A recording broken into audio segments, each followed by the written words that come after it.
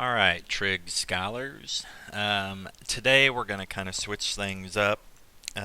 Those of you who,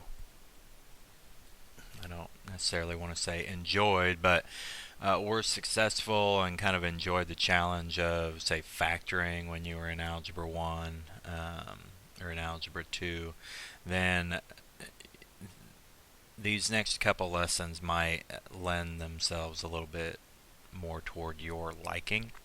Um, and what we're going to be doing is proving some trig identities using different algebraic methods. So we're just going to dig right in with some review of the reciprocal identities. We'll just re-identify these.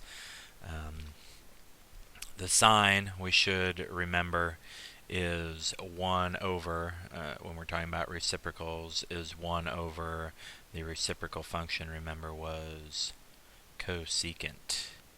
So the sine of alpha would be 1 over the cosecant of alpha. So the cosecant of alpha is 1 over the sine of alpha.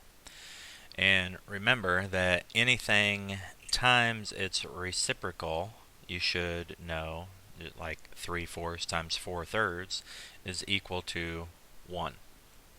Okay. Now the cosine, the reciprocal function, was secant, and secant, reciprocal function is cosine. Cosine times secant would also be 1 because they are reciprocal functions. Remember, tangent and cotangent, there was two ways to show those reciprocal functions. Tangent was equal to 1 over cotangent, right? Okay. It was also equal to sine over cosine. That's important to know as we get into some of these proofs. Therefore, cotangent is 1 over tangent, or cosine over sine. Again, tangent times its reciprocal function, cotangent, would be equal to 1. Okay. So as we look at these, remember, one way to remember which one is the reciprocal identity, I told you that initially each pair contains a and we start with sine, cosine, tangent. Obviously the reciprocal of tangent was cotangent, and then it's a matter of which one goes with sine, which one goes with cosine. Remember that there is a in each pair, so there's already a in cosine, so it goes with secant. Sine, there's no so it must go with cosecant. Alright, just a little refresher there. Okay, now different item at hand here, the cofunction identities. Remember that those were different than the reciprocal identities. We talked about these when we were referring to right triangle trigonometry, the cofunction identities. We didn't do much with them at the time. The sine of an angle is equal to the cosine of its complement. Hopefully you remember that. Might ring a bell from maybe the first couple days of trig class. So remember, for instance, the sine of 60 degrees is equal to the cosine of 30 degrees. Because if this is 60, then 90 minus 60 would be 30. And cofunctions were sine and cosine, cosecant and secant, tangent and cotangent. Okay? So just remember that. That'll come in handy in a few of these identities that we try to prove. So remember the sine, for instance, the sine of 40 degrees would be equal to the cosine of 50 degrees. Okay? Now the Pythagorean identities, should be somewhat familiar in their base here. Pythagorean theorem, remember, is a squared plus b squared equals c squared. Well, Pythagorean identities are going to be along those same lines. So the Pythagorean identities are these: sine squared of alpha plus cosine squared of alpha is going to be equal to 1. Okay? Now what you need to understand is this is not just one equation. This is actually multiple equations. I could rewrite this. So sine squared of theta would be equal to 1 minus cosine squared theta. Or cosine squared alpha would be equal to 1 minus sine squared alpha. Okay? So you can rewrite these algebraically to make multiple different equations. Same way with the others. Another Pythagorean identity is 1 plus tangent squared of theta equals secant squared, whoops, my bad there, alpha. Did I say theta? I meant alpha. Okay. Again, this is not just this equation, it's multiple equations. This could be tangent squared could equal secant squared minus 1. Or 1 could equal secant squared minus tangent squared. Okay? So you're going to need to know those multiple variations when we start proving some of these identities. And the last Pythagorean identity we'll go over is 1 plus cotangent squared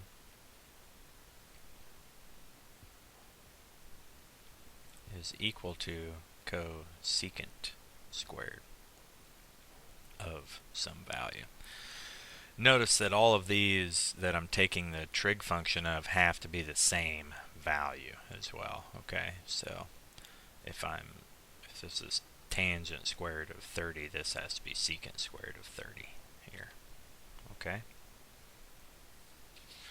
So let's move on to some general strategies for proving some of these identities. This is just going to be, this will be a page that you need to kind of look back on while you're doing your homework, because it will guide you into what to look for next. Alright, general strategy number 1. You're going to want to typically simplify the more complicated side of the identity.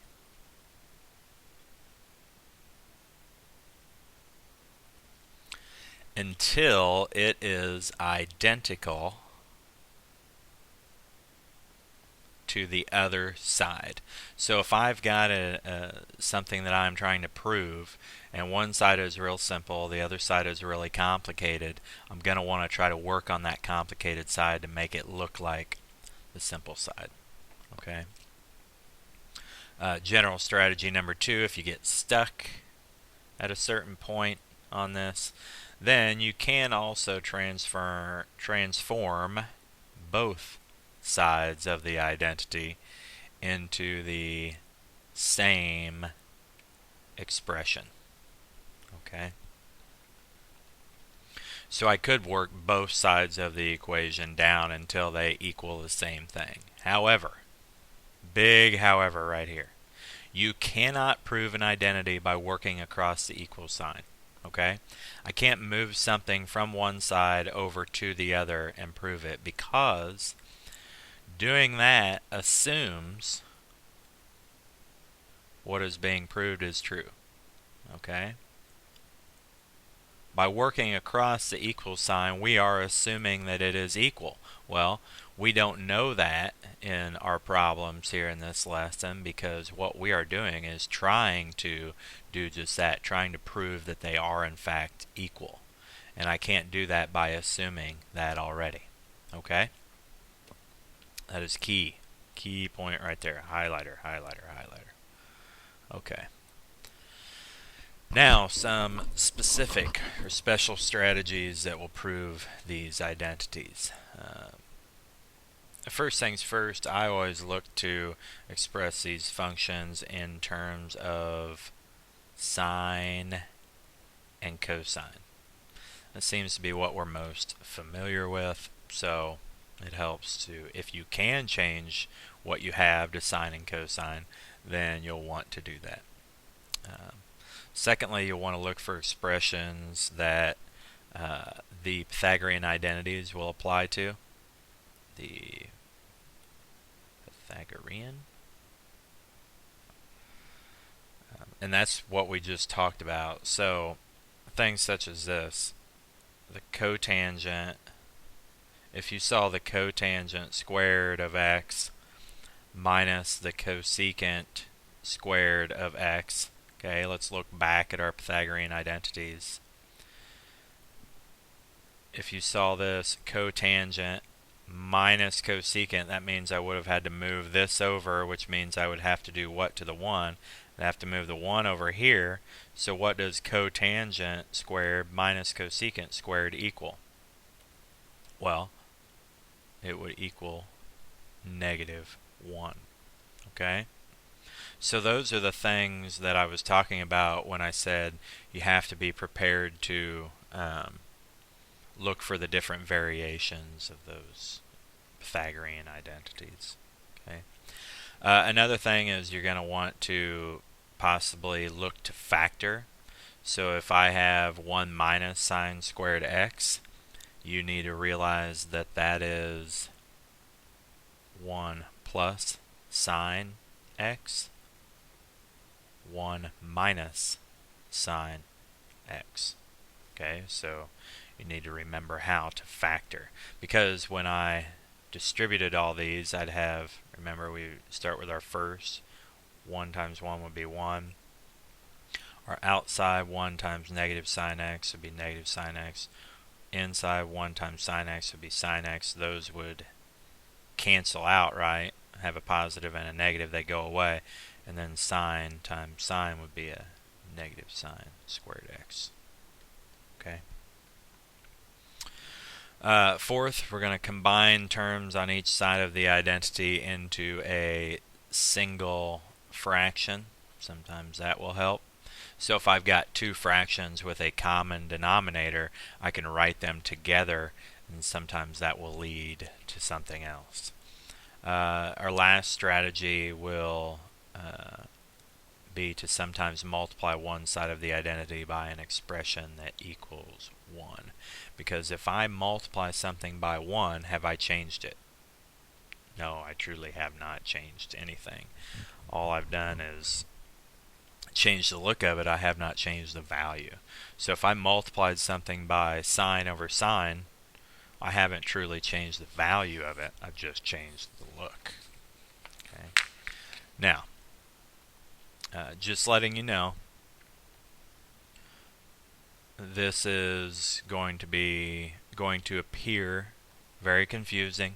It really just starts to come to you with practice, so don't be overly worried about taking these notes and going through these examples. We will have plenty of time to work on things in class and to ask me questions. So with that, keeping an open mind, let's start to look at our examples. Another thing you need to realize here is you're not always going to get these on the first time, the first try. Sometimes you're going to have to cross stuff out. Sometimes you're going to have to erase it. That's just part of it. Okay? So, cosecant times tangent, it wants me to simplify. So when it says to simplify something, what I want to do is write something in terms of just one trig function. Okay? And typically I don't want to have that trig function be in the denominator. So I would like to have just a whole trig function, and we'll go through this example here. Cosecant times tangent. Well, our very first strategy was to put things in terms of sine and cosine, and I can do that with both of these. Cosecant is 1 over sine theta.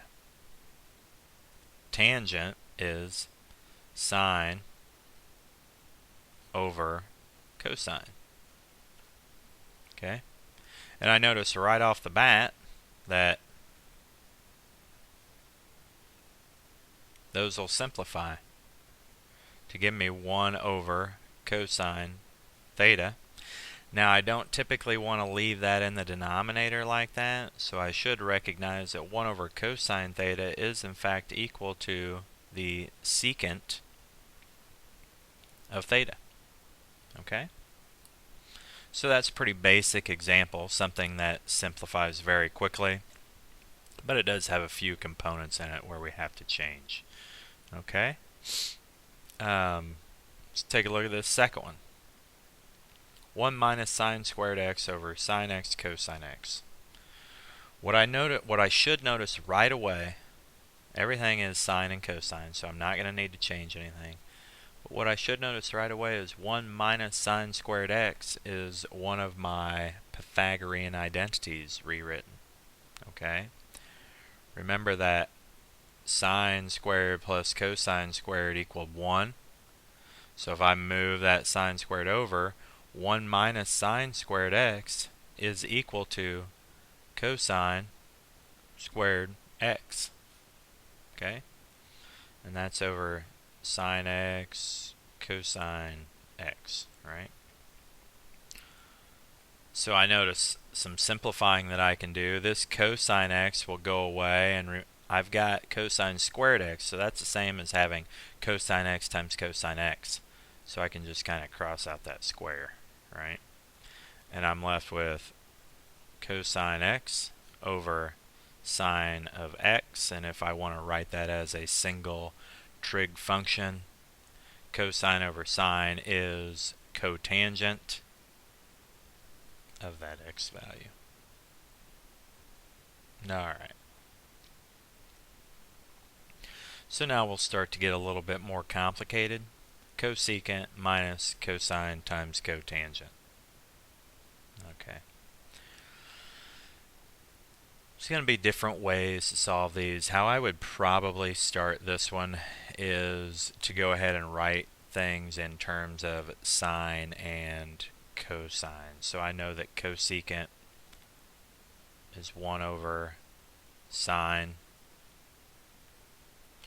and I've got cosine, and I'm going to multiply that by cotangent is cosine over sine, cosine theta over sine theta. So now let's see where this takes us. I've got 1 over sine minus cosine times cosine would be cosine squared, right?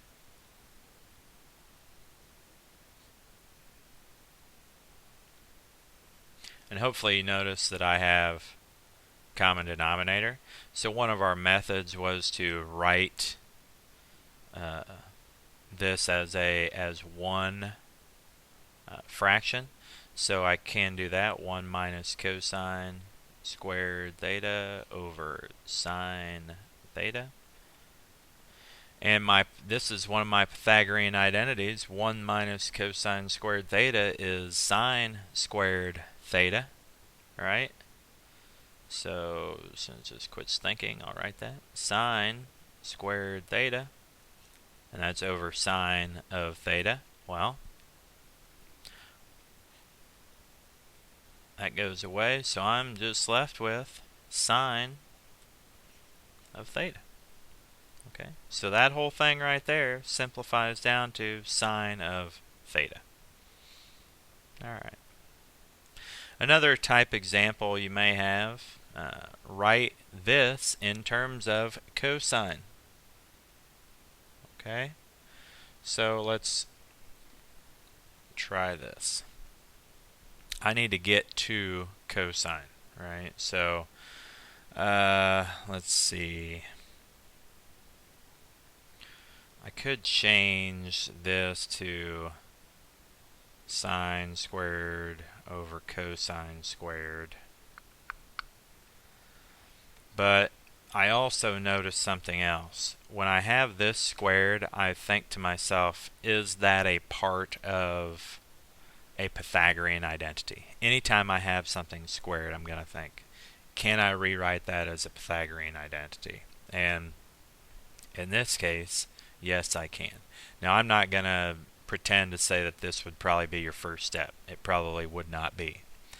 But this is probably going to end up being our easiest way to get in terms of cosine x. So I know that tangent squared is equal to secant squared x minus 1.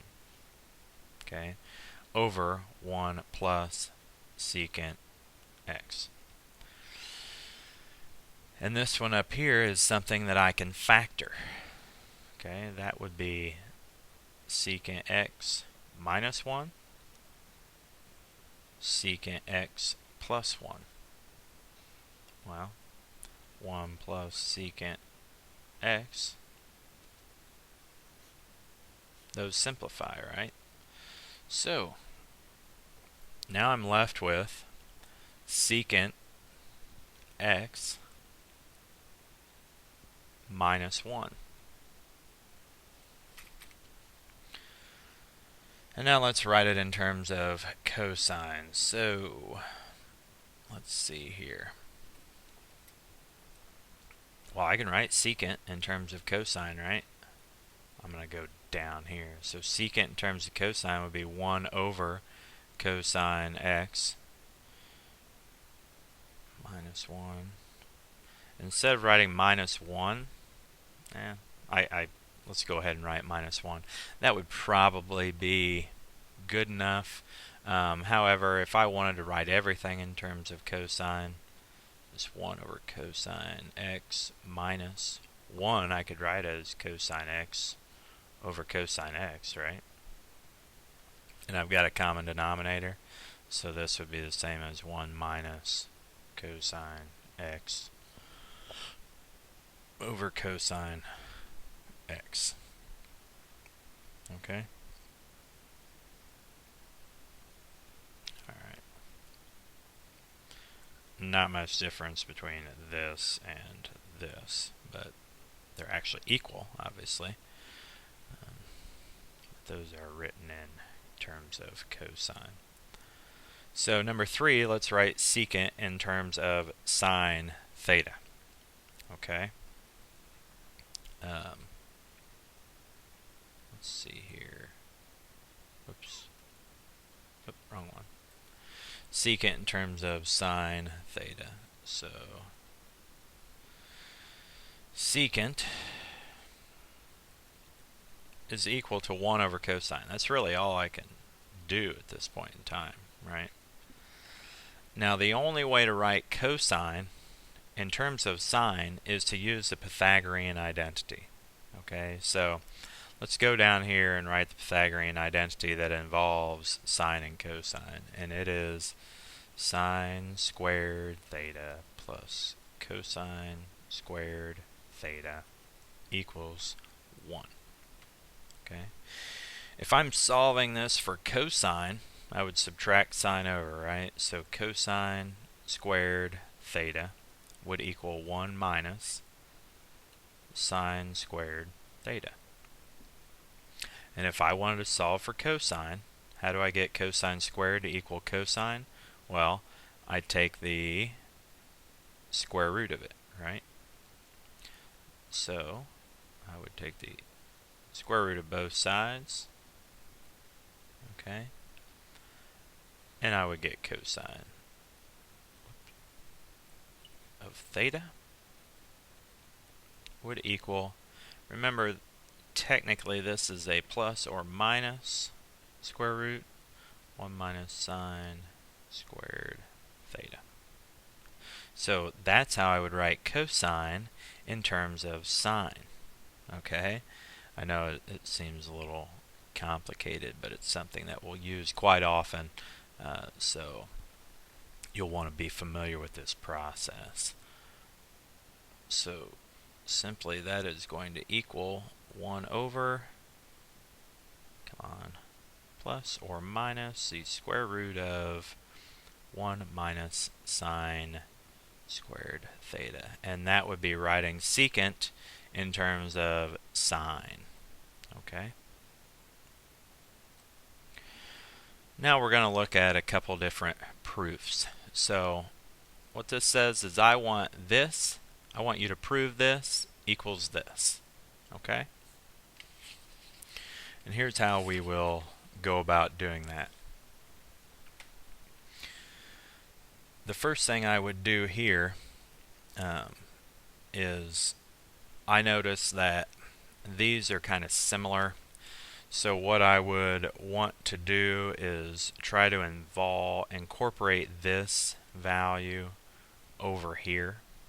Okay, so I'm going to use that specific method of multiplying by a fraction that equals 1. So I'm going to multiply this left-hand side by 1 minus sine x over 1 minus sine x. Okay, so when I do that, 1 minus sine x over sine x over 1 minus sine x times cosine x over 1 plus sine x. So I'm going to make this left-hand side equal this right-hand side is what I'm going to try to do. Okay. So I'm just going to work the left-hand side for now. So I end up with cosine x times 1 minus sine x. And I notice one of the reasons I did this is because when I multiply this out, I'm going to get one of my Pythagorean identities. And what you'll notice here is you start to kind of think ahead and what you would be able to find. So 1 times 1 is 1. Then the outside's 1 times the sine, the inside 1 times the negative sign. Those would go away, right? So I would be left with 1, and then I'm going to take my last ones times each other. Negative sine x times sine x would be negative sine squared x. Okay? So I notice that this, or 1 minus sine squared x, is equal to cosine squared x. So I've got cosine x times 1 minus sine x over cosine squared x. And then I notice that cosine x and one of those cosine x's would simplify. So I end up with 1 minus sine x over cosine x, which was what I had over here. I have thus proved this to be an identity.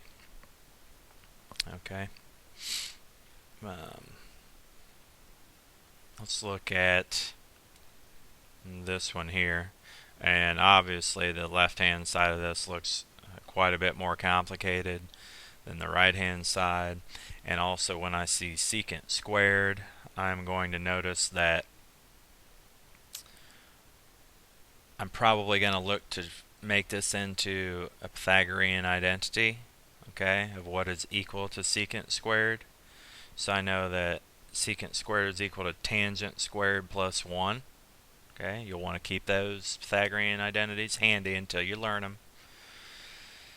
So I've already got a tangent squared, so I think to myself, I need to figure out how I can turn this into 1 right here, right? So tangent squared plus cosine squared plus, well, 1 over cosecant squared is sine squared, right? Sine squared theta. I'm going to work this left-hand side. So I should notice that right here is a Pythagorean identity. Okay, so I can cosine squared plus sine squared is 1. So tangent squared plus 1. Okay, well, I notice that tangent squared plus 1 equals secant squared theta, and I've proved that. That's as long as you recognize things initially and kind of look ahead at what you're going to be looking for, then you can get there fairly quickly. Okay. All right. Part C. We'll try and buzz through the rest of this. Again, cotangent squared. I could think about a Pythagorean identity. This is a fraction though, so probably not what I'm going to think that I'm looking for. Cotangent is equal to cosine over sine, so I'm wondering if there's some way I can get to cosine squared over sine squared. Okay, and that is going to involve getting to sine and cosine, obviously. And I notice 1 plus cotangent squared is one of my Pythagorean identities, so it's cosecant squared.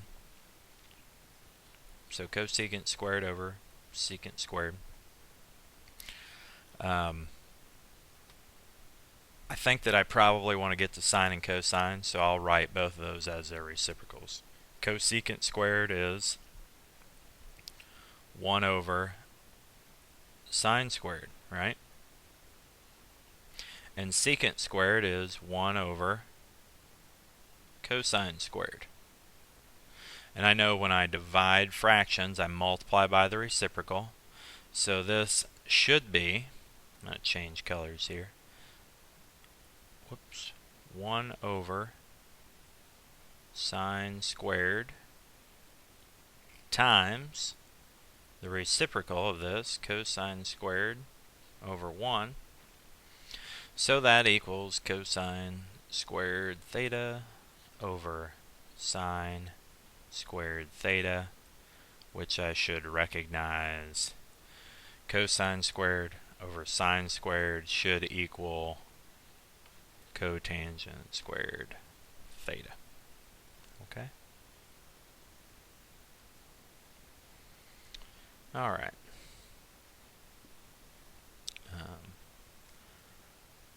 Now, secant x times cosecant x equals tangent x plus cotangent x. This is going to be one where I'm going to demonstrate how you might get stuck on one side or another. So as we take a look at this, I see secant, cosecant. I'm thinking to myself, well, let's try to get it in terms of sine and cosine. Okay, so that would be 1 over cosine times 1 over sine, which would be 1 over cosine x sine x.